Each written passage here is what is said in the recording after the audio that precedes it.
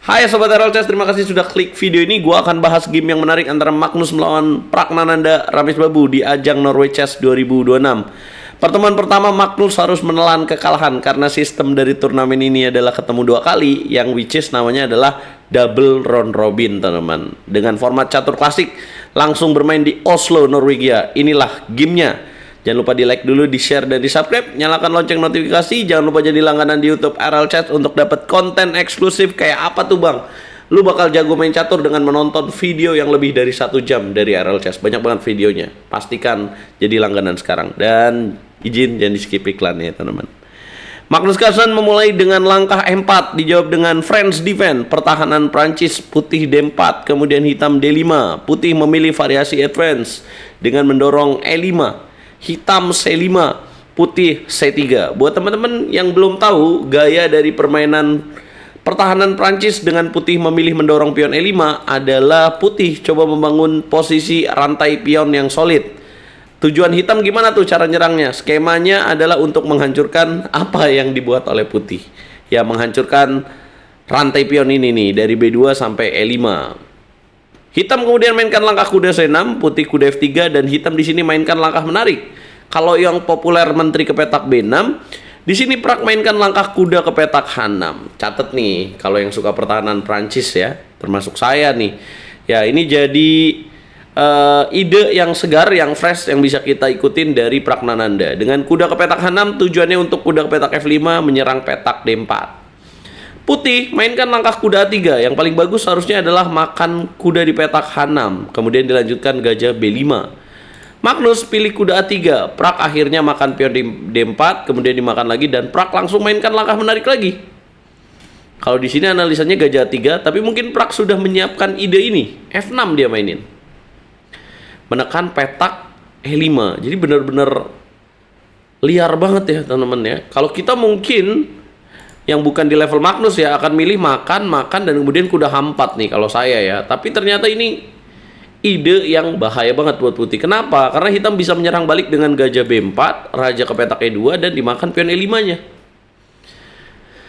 Nah, dan juga pastinya Prak udah siapin ini nih.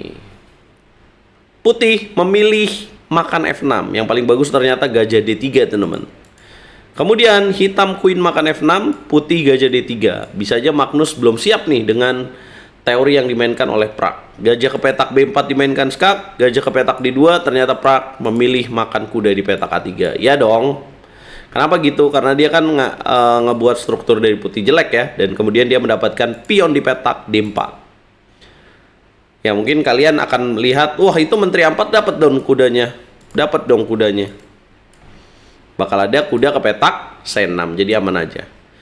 Magnus lebih pilih kuda makan kuda, Prak makan lagi, dan putih makan pada petak H6. Ini nggak boleh dimakan nih, ada discover check dulu. Maka menteri C3 great move untuk menghindari itu. Kalau ditutup pakai gajah, gajah D3-nya yang hilang.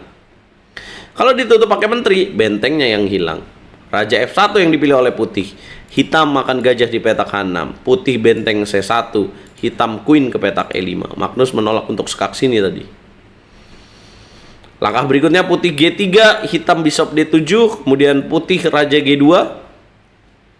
Ya, saya coba analisa nih teman-teman. Kenapa ya nggak mau gajah B5 aja untuk biarkan hitam tidak rokade? Nggak masalah teman-teman, raja ke petak D8. Jadi kalau di top level dunia nggak rokade, ora masalah. Yang penting kan posisinya aman-aman aja, gitu tujuannya teman-teman.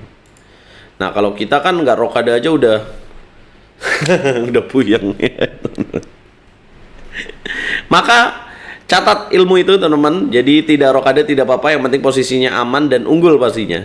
G3 dimainkan, gajah ke petak D7, kemudian putih raja G2, hitam akhirnya mengamankan raja. Kok berani rokade pendek bang? Ya nggak apa-apa, aman ini walaupun ini double pawn. Benteng ke petak E1, kemudian queen ke petak G7, putih benteng C7, hitam benteng F7. Putih F4, hitam benteng A ke petak F8. Ini kalau dimakan memang pin, tapi ada defleksi dari makan gajah, dimakan lagi dan hilang bentengnya.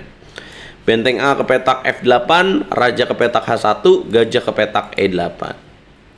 Ya, pertukaran dilakukan, benteng dimakan lagi oleh gajah, dan kemudian queen C2. Mari kita hitung, putih memiliki 5 pion, hitam memiliki 6 pion. Walaupun double pawn, tetap unggul 1 pion.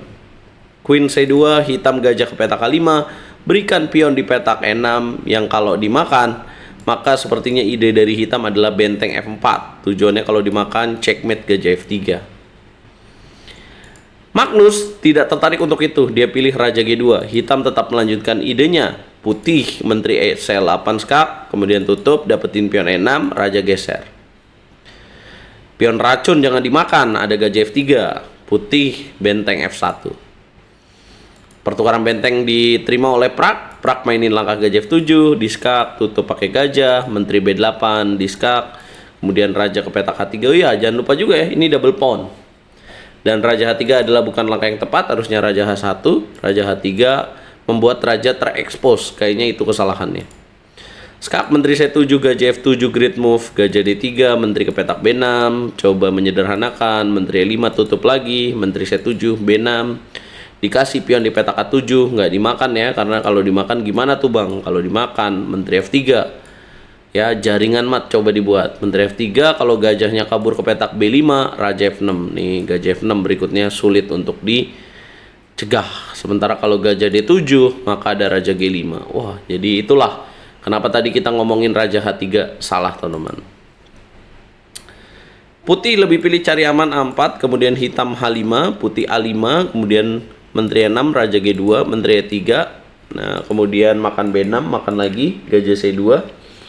Ya, karena kalau makan gajah tadi pionnya bisa promosi ya. H6, H4 masuk langkah 41. Lihat waktunya ya.